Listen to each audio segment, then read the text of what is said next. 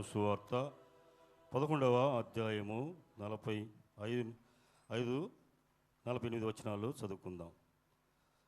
మరియా యొద్దకు వచ్చి ఆయన చేసిన కార్యమును చూసి యూదులలో అనేకులు ఆయన యందు విశ్వాసించురు. కానీ వారిలో కొందరు పరిసయ్యుల యొద్దకు వెళ్ళి యేసు చేసిన కార్యముల గూర్చి వారితో చెప్పిరి. కాబట్టి ప్రధాన యాజకులు పరిసయ్యులను మహాసభను సమకూర్చి, మనమేమి చేయుచున్నాము? ఈ మనుషుడు అనేకమైన సూచకార్యాలు చేయుచున్నాడే. మనం ఆయనను ఇలాగూ చూచుచు ఊరకుండిన ఎడల అందరూ ఆయన యందు విశ్వసించెదరు. అప్పుడు రోమీలు వచ్చి మన స్థలమును మన జనమును ఆక్రమించుకుందరని చెప్పిరి. దేవుడి పరిశుద్ధ వాక్యాన్ని దీవించును. పరిశుద్ధుడా, నమ్మకమైన మా ప్రభువా, కృప కలిగిన మా తండ్రి, ఈ పునరుద్ధాన దినమున, ఈ పరిశుద్ధ దినమున నీ మాటలు మేము ధ్యానిస్తున్నాం.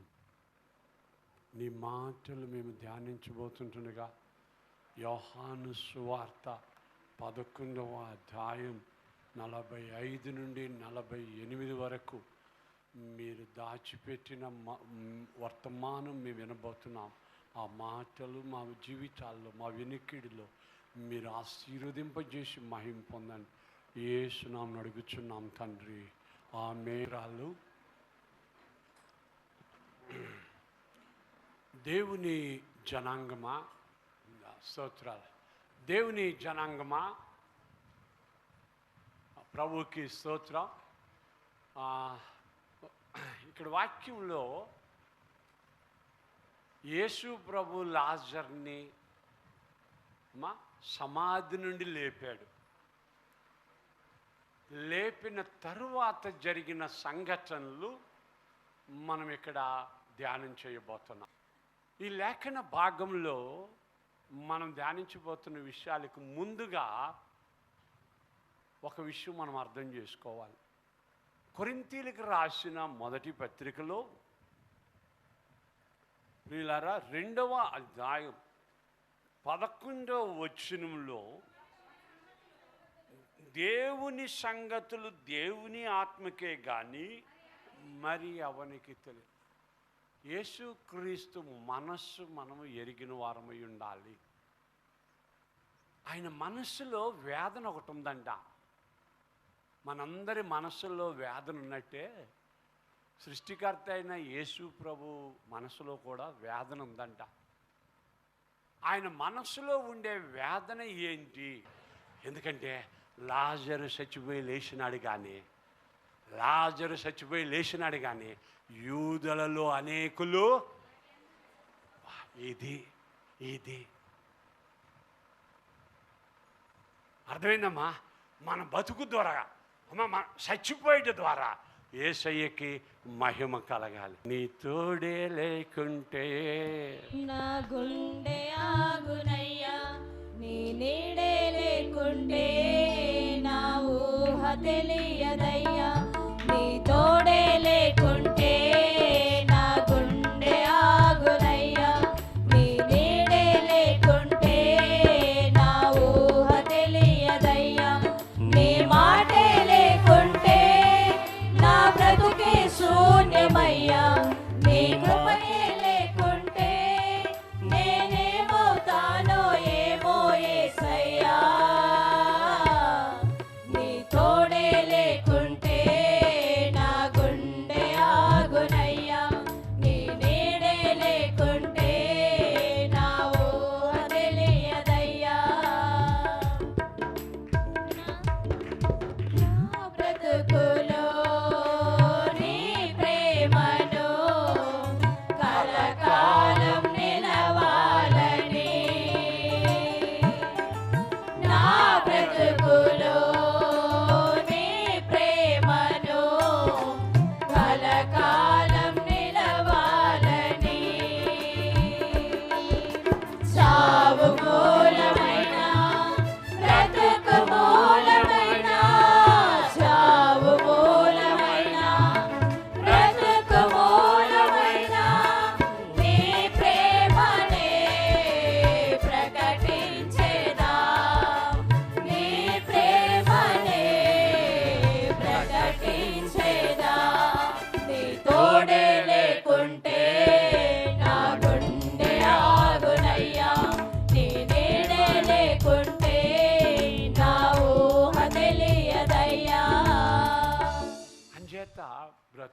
మూలముగా నాయన, చావు మూలంగా నాయన మనం చచ్చిపోతాం ప్రియులారా. కానీ చచ్చిపోయే లోపల మన ద్వారా 4 ఆత్మలు దేవుడి దగ్గరికి వస్తే అందులోనే ఆశీర్వాదం. హల్లెలూయా చెప్తామా? 4 ఆత్మలు దేవుడి దగ్గరికి రావాలి, 4 దేవుడిని తెలుసుకోవాలి. ఇప్పుడు లాజరు చచ్చిపోయి బతకడం ద్వారా యూదులలో అనేకులు ఏమైనారు చెప్పారమ్మా, ఆయన యందు విశ్వాసం ఉంచిరి. మళ్ళీ చూద్దాం, తరువాత కొంచెం కాలం అయిన తర్వాత కూడా ఇంకో దగ్గరికి వెళ్ళారంట. చూడండి అమ్మా, అక్కడ యోహాను సువార్త 12వ అధ్యాయం 10వ వచనంలో అంటున్న మాట అమ్మా, అతనిని బట్టి యూదులలో అనేకులు తమ వారిని విడిచి, అబ్బా రెండోసారి ఇది చూడండి, రెండో గిఫ్ట్. ఫస్ట్ టైము అక్కడ అనేకులు నమ్ముకున్నారు, వాళ్ళు మాత్రం కాక నేనా అంటే ఇది ఎలాగుందంటే అంటాడు ఒక ఆయన, లాజర్ని చూస్తున్నప్పుడల్లా జనాలు నమ్ముతున్నారంట. వెతికినావు కదా, లాజర్ని చూసిన వాళ్ళు అంటున్నారంట, నువ్వు చచ్చిపోయి 4 రోజులు సమాధిలో ఉన్నావా, యేసు ప్రభు లేపిండా. చూసిన వాళ్ళంట, చూసిన వాళ్ళందరూ మరల నమ్ముతున్నారంట, ఎక్కడెక్కడో చూసిన వాళ్ళు నమ్ముతున్నారంట. ఈయనే ఆయన, 4 రోజులు సమాధి నుండి వచ్చిన ఆయన ఈయనే. చూసిన వాళ్ళందరూ నమ్ముతున్నారంట. యేసయ్యకి భలే సంతోషంగా ఉంది.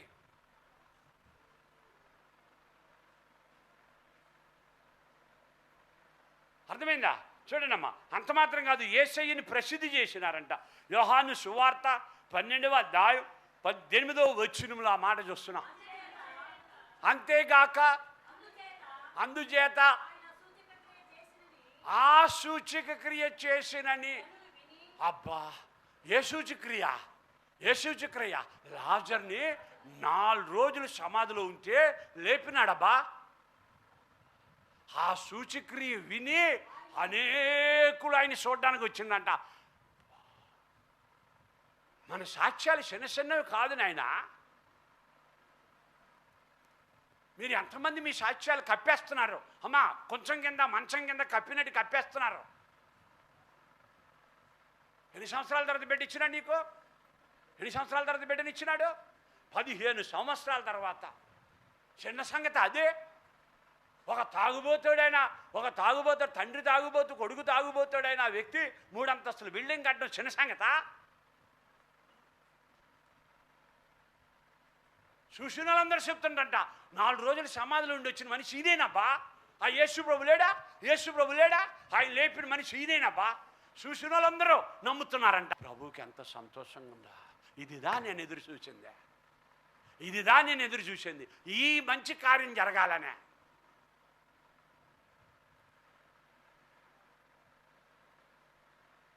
చూడండి ప్రియులారా, ఆఖరికి మత నాయకులు ఏమనుకున్నారు తెలుసా? అరే లేవగానే చాలా మంది యూదులు నమ్మారే, తర్వాత వెళ్ళిన దగ్గరల్లా నమ్ముతున్నారే. ఎవరు వెళ్తున్న దగ్గర చెప్పండి అమ్మా, ఎవరు వెళ్తున్న దగ్గర? కరెక్ట్గా చెప్పాలి. ఎవరు వెళ్తున్న దగ్గర? లాజర్ వెళ్తున్న దగ్గర. యేసు వెళ్తున్న దగ్గర కాదు, లాజర్ వెళ్తున్న దగ్గరల్లా కూడా యేసు నమ్ముతున్నారు. లాజర్ వెళ్తున్న దగ్గరల్లా లాజర్ని నమ్మలే. లాజర్ వెళ్తున్న దగ్గరల్లా ఎవరు నమ్ముతున్నారు? యేసుని నమ్ముతున్నారు.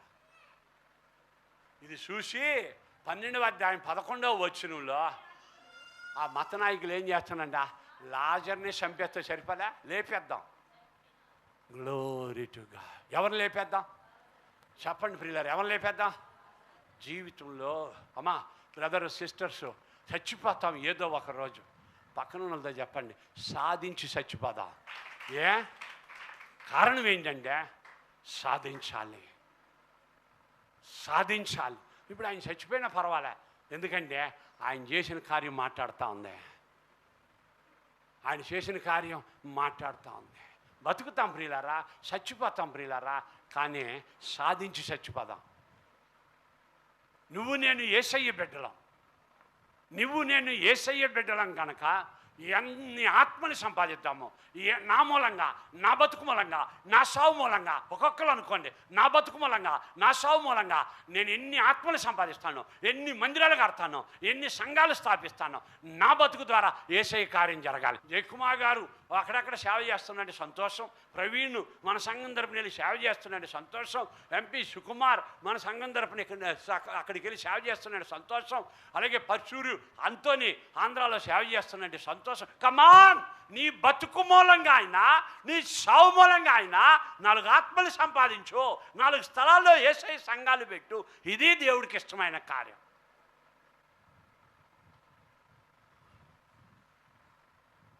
దేవుడు మనస్సు ఎరగండి, దేవుడి మనస్సును అర్థం చేసుకోండి.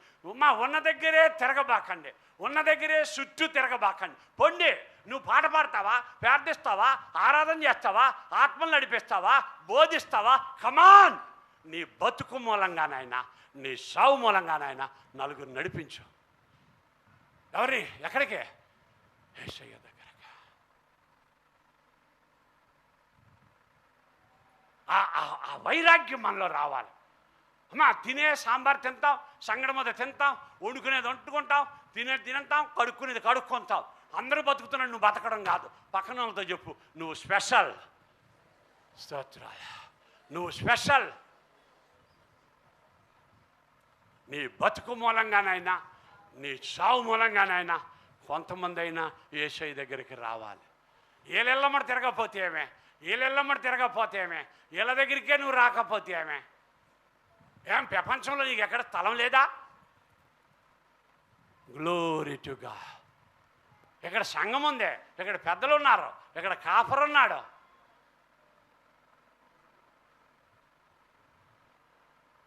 మీ అందరికీ నేను మనవి చేస్తున్నా, ఎవరు పిలిచినా వెళ్ళండి, ఎవరికైనా సాక్ష్యం చెప్పండి. సాక్ష్యం ద్వారా కొంతమందినైనా దేవుడి దగ్గర నడిపించండి. ఒక కుటుంబాల్లో ఎన్ని అద్భుతాలు, ఎన్ని ఆశ్చర్యకార్యాలు.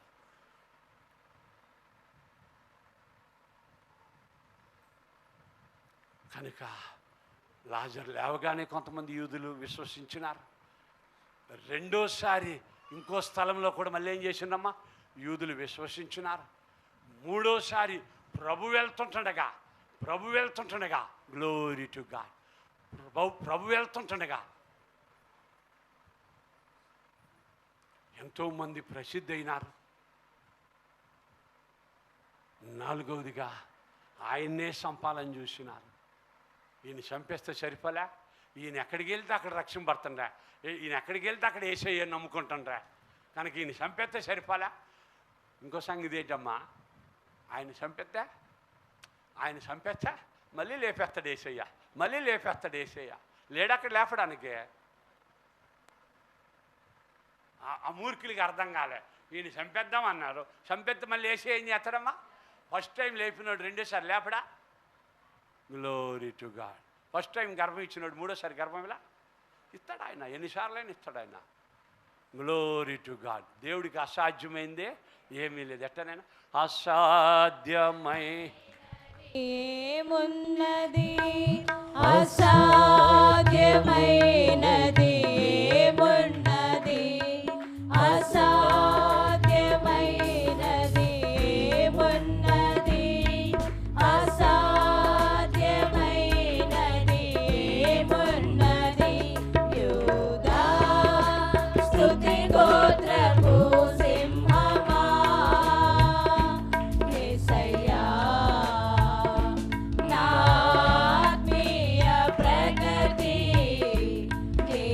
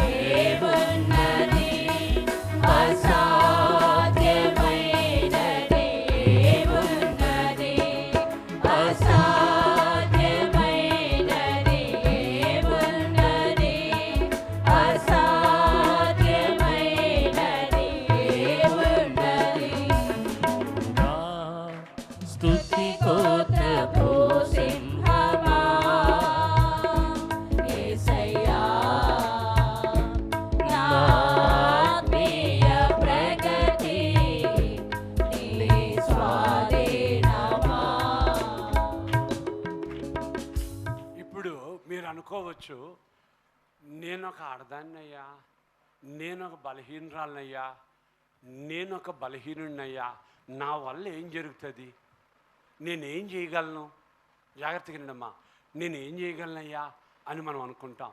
కానీ అదే యోహాను సువార్త మనం చదవబడిన 11వ అధ్యాయంలో ఏం రాశాడు తెలుసా? చూడండి అమ్మా, యోహాను సువార్త 11వ అధ్యాయంలో 50వ వచనంలో, మన జనమంతయు నశింపకున్నట్లు ఒక మనుష్యుడు ప్రజల కొరకు చనిపోవుట మీకు ఉపయుక్తమని మీరు ఆలోచించకుండాని. అందరూ నశించిపోకుండా ఉండాలంటే ఒక్కడు చనిపోవాలంట. అది యేసయ్య రక్షణ కార్యం. అమ్మ జాగ్రత్తగా వినండమ్మా. కనుక నీ ఒక్కడి ద్వారా, నీ ఒక్క దాని ద్వారా ఎంతమందిని నువ్వు రక్షించగలవు, ఎంతమందిని నువ్వు కాపాడగలవు. అర్థమైందమ్మా? ఇప్పుడు మీరు అర్థం చేసుకోండి. హెబ్రీలకు రాసిన పత్రిక 9వ అధ్యాయం 1-2 వచనాలు జాగ్రత్త. మొదటి నిబంధనకైతే అమ్మా సేవా నియమములను, ఈ లోక సంబంధమైన పరిశుద్ధ స్థలం ఉండెను. మా బైబిల్ చూడండి అమ్మ, జాగ్రత్తగా స్పష్టంగా చెప్తున్నాడు. ఎలాగనగా ఒక గుడారం ఆ రోజుల్లో అమ్మ, ఆ రోజుల్లో ప్రత్యక్ష గుడారం. ఈ రోజుల్లో మనకి 4 గోడల బిల్డింగు, ఇది మందిరం. జాగ్రత్తగానండి, అందుకే నేను చెప్తున్నా, మీరు వినండి అనేది. ఇప్పుడు ఈ 4 గోడ, అప్పుడు గుడారం వేశాడు, ఇప్పుడు 4 గోడల బిల్డింగ్. ఆ గుడారంలో చదవమ్మా, అందులో దీపస్తంభం ఉండేస్తున్నా. చాలా ఇంపార్టెంట్ అనే విషయం నేను చెప్తున్నా, మీరు జాగ్రత్తగానండి. ఇక్కడ ఏమి రాశాడు? ప్రత్యక్ష గుడారం ఉన్నట్టుగా ఇప్పుడు మనకి బిల్డింగ్ ఉంది. ఆ బిల్డింగ్లో అమ్మ ఒక బల్ల ఉందంట, ఒక టేబుల్ ఉందంట. ఏముందంట? జాగ్రత్తగానేనమ్మా. ఆ గుడారంలో లేకపోతే ఆ బిల్డింగ్లో ఏముందంట? ఒక బల్ల ఉంది. ఆ బల్ల మీద ఏముందంట? ఆ బల్ల మీద దీపస్తంభం ఉంది. ఆ 2 దీపస్తంభం పక్కన పెట్టండి. ఆ బల్ల మీద ఏముందంట? రొట్టె ఉంది. అందుకే అన్న, ఆ బల్ల మీద రొట్టె ఉంది, ఆ బల్ల మీద ద్రాక్షారసం ఉంది అన్నాడు. చూడండి, ఆ దానికి ఏం పేరు పెట్టాడు అక్కడ? అమ్మ మీరందరూ అర్థం చేసుకోండి. ఇప్పుడు దాన్ని అర్థం చేసుకొని జాగ్రత్తగా. మీకు ఇక్కడ బల్ల ఉంది, ఆ బల్ల మీద ఏముంది? అక్కడ రొట్టె ఉంది, ద్రాక్షారసం ఉందంటే అది పరిశుద్ధ స్థలం. యాక్చువల్గా మీకు అర్థమవుతుందా? అదేంటి? అది పరిశుద్ధ స్థలం. ఈ పరిశుద్ధ స్థలంలో నుండి మీరందరూ అర్థం చేసుకోండి అమ్మా, ఈ పరిశుద్ధ స్థలంలో అనగా పరిశుద్ధ స్థలంలో ఉండే టేబుల్ మీద లేదా బల్ల మీద ఉండే రొట్టె సంఘ కాపరి లేదా దైవజనుడు విరుస్తుండగా మీకు ముక్క ముక్క ముక్క ముక్క మన పెద్దలు తెస్తున్నారు. అది రొట్టె ముక్క మాత్రం కాదు, దేవుడు మీకు పంపిస్తున్న ఆశీర్వాదం. మీరు ఎలాగ అయ్యారు? జాగ్రత్తగా రండమ్మా. అందుకన్నా రొట్టె ముక్క మాత్రం కాదు, తీసుకుంటున్న నీకు నేను ఆశీర్వాదం పంపిస్తున్నా. ఎలాగానంటే యేసు ప్రభు వారు అమ్మ పిల్లల బల్ల మించి మా పిల్లలకు పెట్టాల్సిన రొట్టె ముక్కలు కుక్కలకి పెట్టుట అమ్మా యుక్తము కాదు అని యేసు ప్రభు చెప్పినాడు. అమ్మ పిల్లలు తినే రొట్టెలు తీసి కుక్కలకి పెట్టడం యుక్తం కాదమ్మా అంటే, అప్పుడు ఆ స్త్రీ ఏమన్నదంటే, నాయన బల్ల మించి పడే ఆ రొట్టె ముక్క అయినా అంటే ఏంటి అర్థం? అయ్యా నాకు ఒక ఆశీర్వాదం ఇవ్వా. ఈరోజు ఎంతమంది ప్రభు బలను మిస్ అవుతున్నారో, మీరు ప్రభు బలలో రొట్టెను మిస్ అవటంలా, ఆశీర్వాదం మిస్ అవుతా. ఆశీర్వాదం మీకు ఆశీర్వాదం పంపిస్తున్నాం. ఎందుకంటే అమ్మా ఆ బిల్డింగ్లో లేదా ఆ గుడారంలో బల్ల ఉంది, బల్ల మీద రొట్టె ఉంది. ఆ బల్ల రొట్టె ఉండే స్థలమే పరిశుద్ధ స్థలం. హల్లెలూయా చెప్తామా? అదే స్థలం నేను, అదే చెప్పండి, నేను అదే స్థలం, అదే పరిశుద్ధ స్థలం. ఆ పరిశుద్ధ స్థలంలోంచి మీకు రొట్టె ముక్క పంపిస్తున్నామో ద్రాక్షారసం పంపిస్తున్నామో కాదు, ఆశీర్వాదాలు పంపిస్తున్నా. ఏం పంపిస్తున్నా? చెప్పండి. ఇప్పుడు ఆశీర్వాదం కావాలన్న చేతులు ఎత్తండి. ఆశీర్వాదం కావాలన్న చేతులు ఎత్తండి. వండర్ఫుల్. ఇంకా ఎవరైతే బాప్తీసాలు తీసుకోకుండా ఉంటుండ్రో బాప్తీసాలు సిద్ధపడండి. ఎందుకంటే ఆ రొట్టె నీ జీవితంలో ఒక అద్భుతం చేయబోతాను. నిన్నొక సాక్షిగా ఉండబోతాను. ఇంకో సంగతి మీకు చెప్తా. ఆయన రొట్టె విరిచి యోహాను సువార్తలోనికి వెళ్దాం. యోహాను సువార్తలు ఆ మాట మనం గమనిస్తే యేసు ప్రభు మన నుండి కోరుకుంటుంది ఏంటి? అమ్మ చూడండి, అక్కడ అపోస్తుల కార్యంలో కూడా ఆ మాట రాస్తున్నాడు. చూడండి, బూది గంతముల వరకు పరిశుద్ధాత్మ మీ మీదకి వచ్చును, ఆయనను శక్తి నొందెదరు కనుక యెరూషలేములోను లూదియా సమరియా దేశముల్లోను బూది గంతముల వరకు స్తోత్రాలు. ఇది దేవుడు కోరుకుంటున్నాడు. అమ్మా, నీవు నేను యేసయ్యకో సాక్షిగా ఉండాలి. ఆ రొట్టె ముక్కగా మారిపోవాలి.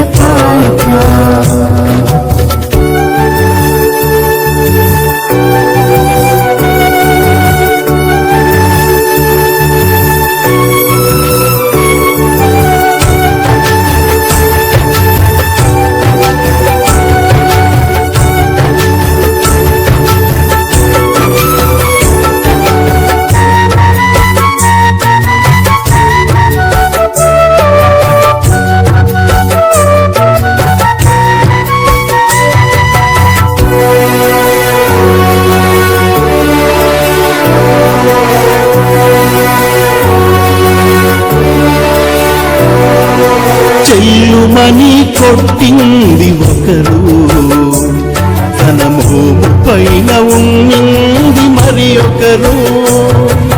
చెల్లుమని కొట్టింది ఒకరు, తన మోము పైన ఉన్నింది మరి ఒకరు. బంతులాడినారు, బాధలను పెట్టినారు.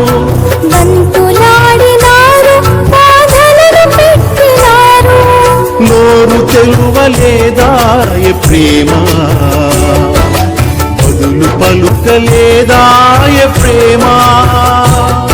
ఇది ఎవరి కోసమో, ఈ జగతి కోసమే, ఈ జనుల కోసమే. సిలువలో సాగింది యాత్ర, కరుణామయుని దయగల పాత్ర. క్రీస్తునందు ప్రియ దేవుని జనాంగం, చాలామంది ఈ టీవీలలో వర్తమానాలు విని మా కార్యక్రమాల గురించి ప్రత్యేకంగా ఫోనుల్లో చూడాలని ఇష్టపడుతూ ఉన్నారు. ఈ రోజుల్లో అందరికీ స్మార్ట్ ఫోన్లు వచ్చినాయి కనుక అందరూ కూడా మరి స్మార్ట్ ఫోన్లో వారి ప్రయాణాల్లో కానీ, వారి తీరిక సమయాల్లో కానీ, ఆఫీసుల్లో కానీ ఈ వర్తమానాలు వినాలని ఎంతగానో ఆశపడుతూ ఉన్నారు. వారందరిని బట్టి నేను ప్రభువుకి స్తోత్రాలు చెల్లిస్తూ ఉన్నా. ప్రియ దేవుని జనాంగమా, దయచేసి మీరు వినండి. మీ స్నేహితులకి, ఇరుగు పొరుగు వారికి, తెలిసిన వారికి కూడా పరిచయం చేయండి. యూట్యూబ్లో మీరు రెవరెండ్ డాక్టర్ కేజే కామేశ్వరరావు అని మీరు నా పేరు కొడితేనే వర్తమానాలు వస్తాయి. Reverend doctor K J Kameswararao Telugu sermons అని కొడితే వస్తాయి. దయచేసి మీరు ఆ వర్తమానాన్ని చూడవచ్చని ప్రేమతో తెలియజేస్తూ ఉన్నాం. ఇందులో డైరెక్ట్గా మేము సిద్ధపరిచి పంపించినవి కొన్ని ఉన్నాయి. కొన్ని టీవీ వారే ప్రత్యేకంగా, మరి శుభవార్త టీవీ వారు, రక్షణ టీవీ వారు, అలాగే మరి కొంతమంది సంఘాలు కూడా మరి యూట్యూబ్లో నా వర్తమానాలు అప్లోడ్ చేసి ఉన్నాయి. కనుక అన్నీ కూడా మీరు నిదానంగా మీరు విని ఆత్మీయంగా మేళ్ళు పొందాలని నేను ఆశపడుతూ ఉన్నా. నిజంగా అప్లోడ్ చేసిన టీవీ స్టేషన్ల వారికి, సంఘాల వారికి నా ప్రేమపూర్వకమైన హృదయపూర్వక వందనాలు తెలియజేసుకుంటూ ఉన్నా. ఈ వర్తమానాలు అనేక మంది వినాలని మరి ప్రేమతో అడుగుతున్నారు. వారందరిని బట్టి, మీరు ఇస్తున్న ఈ ప్రోత్సాహాన్ని బట్టి మీకు నేను చాలా వందనాలు తెలియజేస్తున్నా. దయచేసి వినండి, ఇతరులకు వినిపించండి. అనేక మంది ఆత్మీయంగా మేలు పొందుకునేటట్టు మీరు సహకరించండి. ఇది స్వచ్ఛమైన పాలులాగనమాట. ఇందులో కల్తీ ఏముండదు. అందుకే చాలామంది గొప్ప గొప్ప దైవజనులు ఉన్నారు, చాలా ఆకర్షితకంగా మరి ప్రసంగాలు చేసేవారు ఉన్నారు. కానీ నాకు తెలిసిన, నాకు ప్రభు బయలుపరిచిన మర్మాలను, ఈ సందేశాలను మీకు నేను అందిస్తున్నాను కనుక దయచేసి వాటిని మీ ఆత్మలకు అనుకూలంగా, మరి ఆత్మీయంగా మిమ్మలను పరివర్తనలోనికి నడిపించేవిగా, మిమ్మలను ఆలోచింపజేసేవిగా మరి ఈ వర్తమానాలు ఉంటున్నాయని నేను పరిశుద్ధాత్మను బట్టి దేవునికి స్తోత్రాలు చెల్లిస్తున్నా. ఆ విధంగా పరిశుద్ధాత్మ దేవుడు క్రియ జరుస్తూ ఉన్నాడు. కొంతమంది అంటారు, అయ్యగారు మాకు హార్ట్ ఆపరేషన్ చేసినట్టే మీరు కోస్తూ ఉన్నారు, మీ వర్తమానాలు మమ్మల్ని తాకుతున్నాయి. వండర్ఫుల్, ప్రభుకి స్తోత్రం. అనేక మంది ఫోన్లు చేసి ఫోన్ల ద్వారా కూడా తమ యొక్క ఆశీర్వాదం, ఆనందాన్ని మాతో పంచుకుంటూ ఉన్నారు. వారందరిని బట్టి నేను ఆత్మదేవుడికి ఎంతగానో స్తోత్రాలు చెల్లిస్తూ ఉన్నా. ఈ ఆఖరి దినాలలో, అంత్య దినాలలో ప్రియులారా, చాలామంది ఈ స్వచ్ఛమైన పాలు తాగే అంత ఎదుగుదలలోనికి రావాలని నేను ఆశపడుతూ ఉన్నా. ఎందుకంటే బైబిల్ బోధిస్తూ ఉంది, స్వచ్ఛమైన పాలు తాగడం లేదా శ్రేష్టమైన భోజనం తినడం ఎదుగుదలకి గుర్తు అన్నమాట. అలాగా అనేక మంది ఎదుగుదలకి వచ్చేలాగున దేవాది దేవుడు దయ చూపించలాగున నేను ప్రార్థిస్తున్నా. దయచేసి ఈ మా పరిచర్య కొరకు కూడా మీరు భారంతో ప్రార్థించండి. భారభరితంగా నెల 30 దినాలు కూడా టీవీల్లో వర్తమానాలు వినిపింపజేస్తూ ఉన్నాం కనుక మీరు దయచేసి వినండి. దేవుడు దీవించునుగాక. ఆమేన్. ఆనందమే పరమానందమే యేసయ్య సన్నిధిలో, ఆనందమే పరమానందమే యేసయ్య సముఖములో. దేవవందనం మా దేవవందనం, స్తుతివందనం మా రాజవందనం, దేవవందనం